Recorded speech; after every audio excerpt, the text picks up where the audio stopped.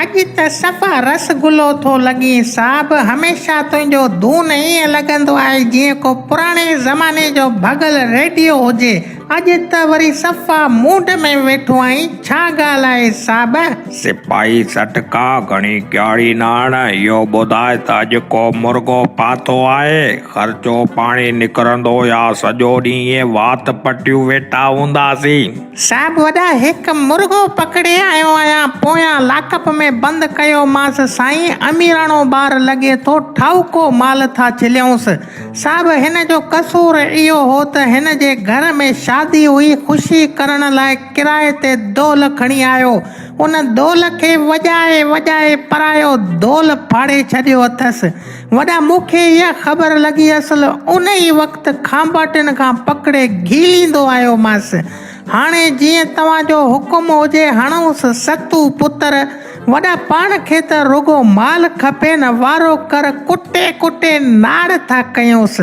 वाह सिपाही सटका, हिकिड़ी ॻाल्हि त ॿुधाए, पाण पुलिस वारा जेके ॿ नंबरीअ जा कम कयूं था, भला अॻे जान में पंहिंजो कुझु बचाव बि थींदो या न? साहब वॾा पाण जेके ॿ नंबरीअ जा कम कयूं था, मुंहिंजे ख़्याल में मरण खां पोइ अॻे जान में पाण खे एक्शन सां पादर लॻंदा। वॾा इहो सोच त पुलिस में भर्ती थियण खां पहिरियां केॾो तूं सुहिणो हूंदो ऐं असुल डायमंड हूंदो ऐं डायमंड। पर जॾहिं खां पुलिस में भर्ती थियो आई, हराम खाई खाई मुंहं जी रौनक ई चट थी वई अथई। हाणे तोखे ॾिसूं था ईअं लॻे थो जीअं पीको साइकिल जे मथां को कुम वेठो हुजे। सिपाही सटका, पाण जे कैदीअ खे बांस वारनि डंडनि सां कुटियोसीं, राति उहो कैदी लाकअप में मरी वियो आहे।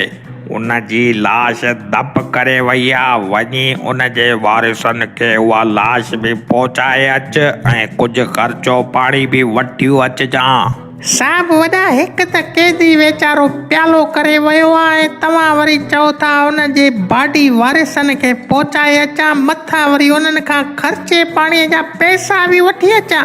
वॾा इहो किसो त मूंखे असुल सम्झ ई कोन आयो।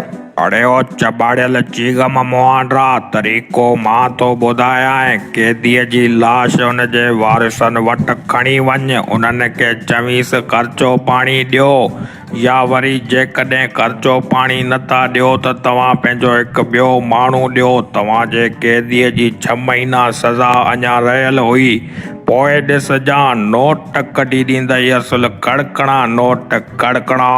वाह साहब, वॾो को हराम पाईअ वारो दिमाग़ अथई। सिंध पुलिस में तो जहिड़ा 2-3 ॿिया ऑफिसर हुजनि त सिंध ठाउकी तरक़ी कंदी। ऐं वॾा ॻाल्हियुनि ॻाल्हियुनि में तोखे ॿुधाइण विसरी वियो, अॼु सुबुह सां वॾेरे पूज़ट खान जो हिकु मुंशी आहे, उन जे मथां शहर वारा रिपोर्ट दर्ज कराए विया आहिनि। चवनि था हर रोज़ शराब पी करे शहरी माण्हुनि जे घरनि में अंदरि घिरी गारियूं ॾिए थो ऐं उन्हनि खां मंथली पैसा थो वठे। अॼु उन ॾुआरी खे बि पकड़ण लाइ वञिणो आहे मूंखे। वॾा अड़े न चरिया, इहा ग़लती असुल न कजांइ। वॾेरे जो माण्हू अथई, मथां हिन में हथ विधो अथई, वॾेरो असांजी वर्दी लाराए छॾींदो बाबा। कंहिं बि बोतार या सरदार जा माण्हू भल ॾोह कनि, उनखे कुझु बि न आहे चवणो। बाक़ी मिसकीन माण्हू ॾिसी शहर में उनखे पकड़े ईंदो कर, उनखे कुटको ॾेई माल पाणी कढींदासीं। चरिया पाण पुलिस वारनि खे त रुगो आराम जो माल खपे, आराम जो बाबा।